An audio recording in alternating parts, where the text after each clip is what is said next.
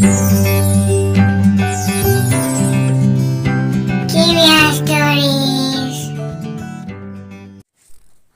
Friends, welcome to our channel.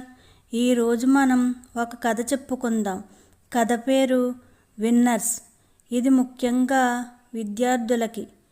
ఈ కథలో మీకు నచ్చని మైనస్లుంటే తీసివేసి ప్లస్లు మాత్రమే చూడండి. ఇంకా కథలోకి వెళ్ళిపోదాం. అనగనగా మహేంద్రవరం అనే ఊరిలో రమేష్, సురేష్, జగదీష్ అనే ముగ్గురు ఫ్రెండ్స్ ఉండేవారు. రమేష్ వాళ్ళ నాన్న వ్యాపారం చేస్తాడు. వాళ్ళు కొంచెం బాగానే ఉంటారు. సురేష్ వాళ్ళ నాన్న పొలం పని చేసుకుంటూ ఉంటాడు.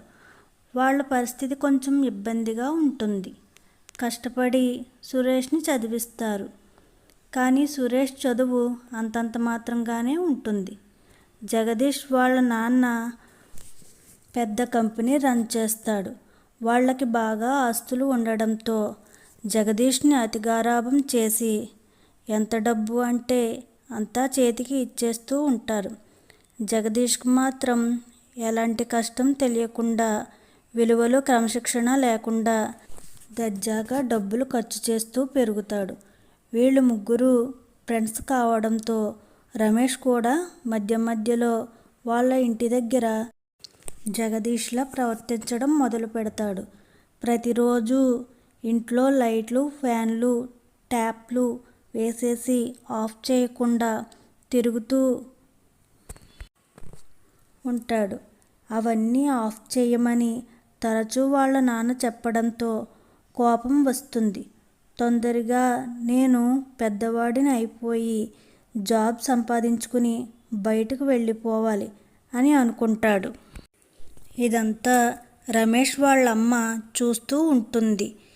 ఇంటి దగ్గర క్రమశిక్షణ, డిసిప్లిన్ ఎక్కువ కావడంతో మధ్య మధ్యలో రమేష్కి ఎన్నో విధాలుగా చెప్పి మోటివేషన్ చేస్తారు. వీళ్ళు ముగ్గురు 10వ తరగతిలోకి వెళ్తారు. అప్పుడు జగదీషు ఫోన్లు, టీవీలతో ఎక్కువగా గడపడం వల్ల చదువు సరిగ్గా చదవడు. అందుకు స్కూల్లో టీచర్లు కఠినంగా శిక్షిస్తారు. దాంతో జగదీష్కి జ్వరం వచ్చి మంచాన పడతాడు. అప్పుడు జగదీషు తల్లిదండ్రులు స్కూల్కి వెళ్ళి టీచర్లని ఘోరంగా అవమానిస్తారు. తరువాత కొన్ని నెలలు గడుస్తాయి. రమేష్ వాళ్ళ ఇంటికి వాళ్ళ పెద్దమ్మ వస్తుంది. అప్పుడు ఆవిడ ఇలా అంటుంది, రమేష్ చిన్నప్పుడు మా ఇంటికి వచ్చేవాడు. ఈ మధ్య అస్సలు రావడం లేదు. మన చుట్టాలు, బంధువులు వీడికి ఎప్పుడు తెలుస్తారు? ఇప్పుడు దసరా సెలవులేగా, నా కూడా రావచ్చుగా అని పట్టుపడుతుంది. రమేష్ లగేజ్ బ్యాగ్ తీసుకుని కూడా వెళ్తాడు. 2 రోజులు గడుస్తుంది. రమేష్ వాళ్ళ పెద్దమ్మ వీడిని గమనిస్తూ ఉంటుంది. ఎందుకో దిగులుగా కనిపిస్తాడు. అప్పుడు ఆవిడ వీడిని దగ్గరకు తీసుకుని, ఏంటమ్మా అలా ఉంటున్నావు? నీ చిన్నప్పుడు నాతో చాలా సరదాగా ఆడుకుంటూ ఉండేవాడివి. ఇప్పుడు ఎందుకురా అలా ఉన్నావు అని చాలాసేపు అడుగుతుంది. ఎంతసేపు అడిగినా ఏమీ లేదు అంటాడు.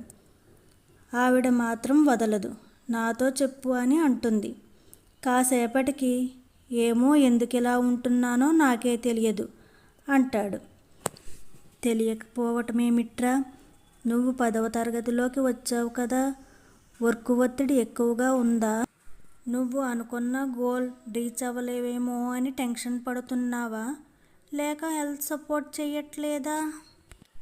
లేక ఇంకా ఏమన్నా ఇబ్బందులు ఉన్నాయా అని అంటుంది. అన్నీ అని చెప్పి బోరుని ఏడుస్తాడు. అప్పుడు ఆవిడ దగ్గరకు తీసుకుని, ఏమిటి ఇంత చిన్న విషయానికి ఇలా అయిపోతావా? నువ్వు మగపిల్లాడివి, ఎంత సెన్సిటివ్ అయితే ఎలా?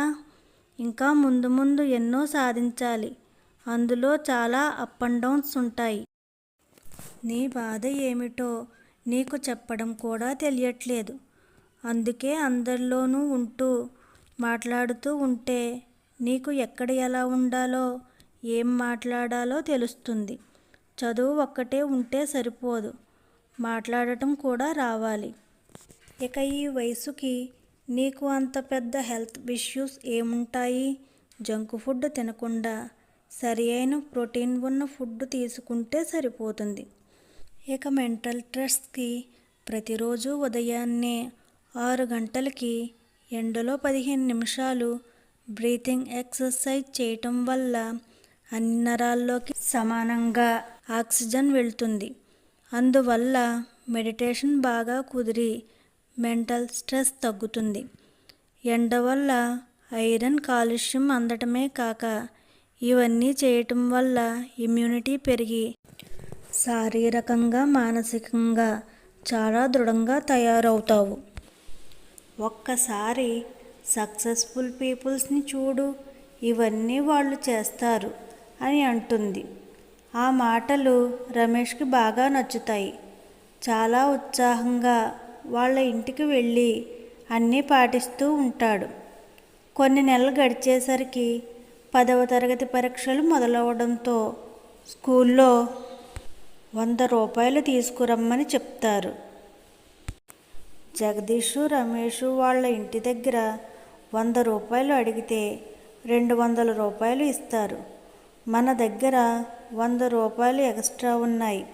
పరీక్షలు అవ్వగానే మనం ముగ్గురం సినిమాకి వెళ్దాం, నువ్వు కూడా 100 రూపాయలు తెచ్చుకో అని అంటారు. సురేష్ సరే అంటాడు. ఇంటికి వెళ్ళి స్కూల్లో 200 తీసుకురమ్మన్నారు అని అడుగుతాడు. సురేష్ తండ్రి తన దగ్గర ఉన్న 200 ఇచ్చేస్తాడు.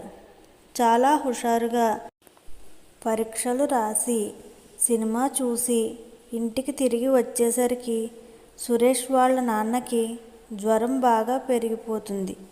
లేవలేని స్థితికి వస్తాడు.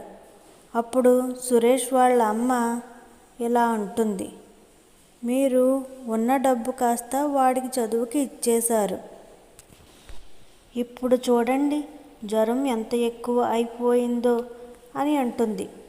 తరువాత సురేష్ తండ్రి ఇలా అంటాడు, వాడు చాలా కష్టపడి చదివాడు. ఇప్పుడు ఆ డబ్బు ఇవ్వకపోతే ఇన్నాళ్ళు చదివిన చదువు వృధా అయిపోతుంది. నాదేముందిలే అంటాడు తండ్రి. ఇదంతా పక్క నుండి వింటున్న సురేష్ వీళ్ళ దగ్గరకు వచ్చి, నేను తప్పు చేశాను నాన్న అని బోరుమని ఏడుస్తూ, స్కూల్లో 100 రూపాయలే తీసుకురమ్మన్నారు. నేను సినిమాకని అబద్ధం ఆడి 100 రూపాయలు ఎక్స్ట్రా తీసుకున్నాను. ఆ డబ్బు ఉంటే మీకు ఇలా అవ్వకపోను. ఇక నుండి అబద్ధం ఆడను, మోసం చెయ్యను, బుద్ధిగా ఉంటాను, నన్ను క్షమించండి నాన్న అని అంటాడు. అప్పటి నుండి బాగా చదువుకుంటూ తండ్రి పనుల్లో సహాయంగా ఉంటాడు. ఇక 10వ తరగతి రిజల్ట్ వస్తాయి. రమేష్ ఫస్ట్ క్లాస్లో పాస్ అవుతాడు. మిగిలిన ఇద్దరు మామూలుగా పాస్ అవుతారు. కొన్ని సంవత్సరాలు గడిచేసరికి చదువులు పూర్తి అవుతాయి.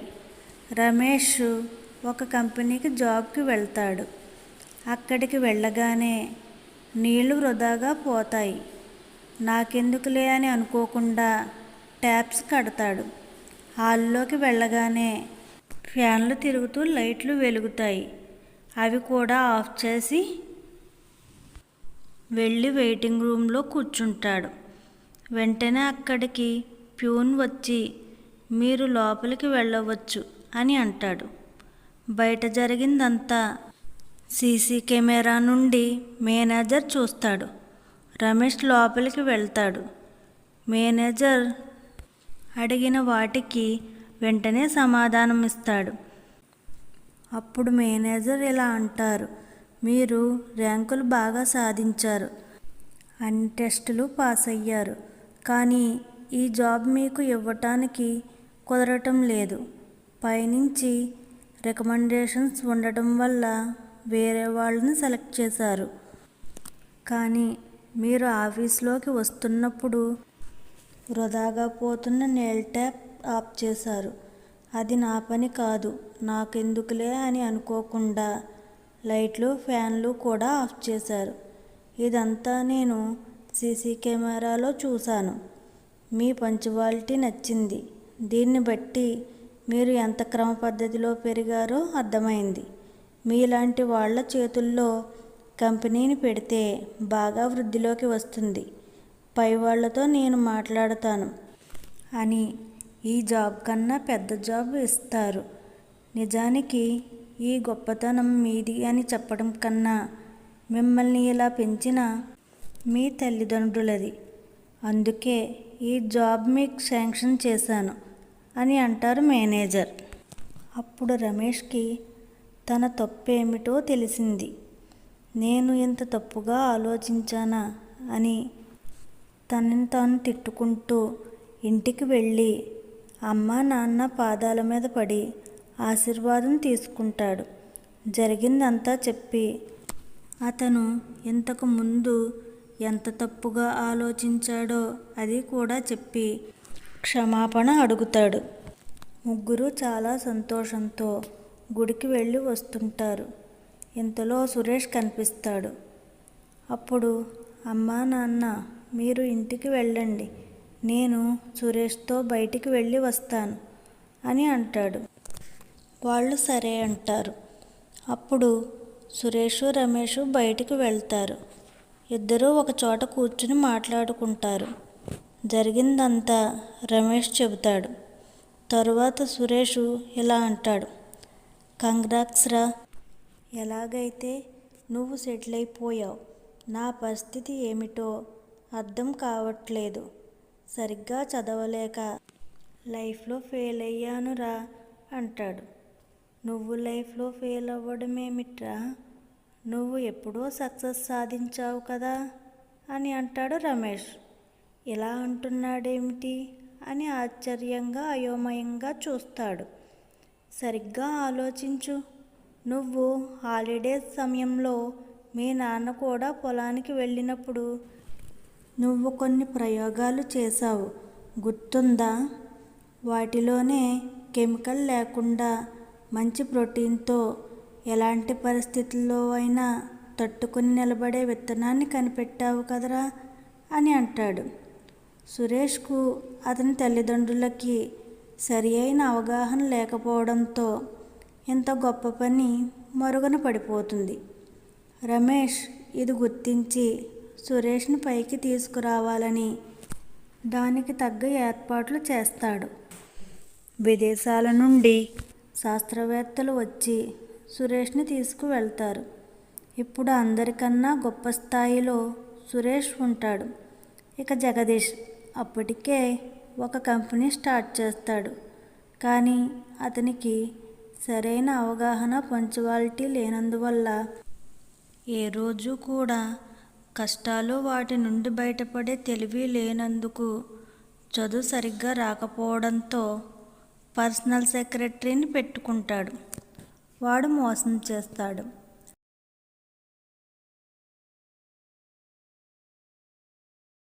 జరిగిందంతా రమేష్కి చెప్తాడు. అప్పుడు రమేష్ ఇలా అంటాడు. బాగా జరిగిందిరా, ఇది నీ అసలు విజయం. ఇప్పుడు తెలిసింది కదా నీకు కష్టం అంటే ఏమిటో. ఇక ఈసారి నువ్వు ఓడిపోవు. ఇప్పటి నుంచి బిజినెస్ స్టార్ట్ చేయి. మధ్య మధ్యలో నేను సపోర్ట్ ఇస్తాను అని మళ్ళీ ఎంకరేజ్ చేస్తాడు. ఇప్పుడు మాత్రం మీ నాన్న దగ్గర డబ్బులు తీసుకోకు, నువ్వే బ్యాంక్ లోన్ తీసుకుని స్టార్ట్ చేయి అని అంటాడు. సరే అని ఉత్సాహంతో మంచి బిజినెస్ స్టార్ట్ చేస్తాడు.